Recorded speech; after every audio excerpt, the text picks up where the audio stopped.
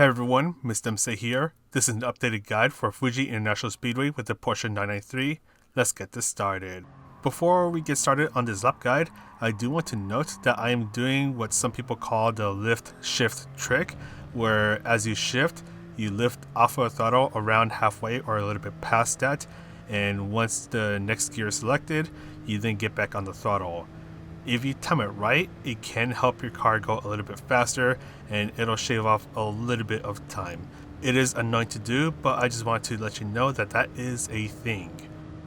Your first braking point is just before you reach the 200-meter board.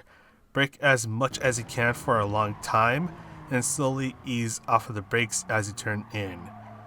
Once the car is pointing where you want to go, you want to start to fully accelerate, but do be careful because the car is a rear engine rear-wheel drive, so the car will step out if you start to accelerate too soon.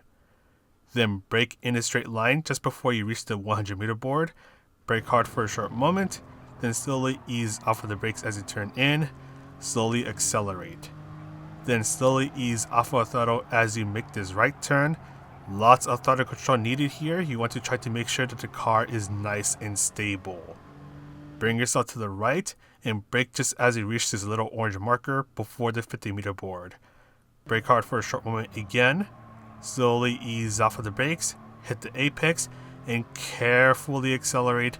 Once again, you want to try to keep the car nice and stable. You do not want the rear of the car to start to step out. Your next braking point is just as you pass the 150-meter board before the big Dunlop sign. I'll show you exactly where I start to brake, which is right here, just as I pass the 150-meter board, which is now off camera.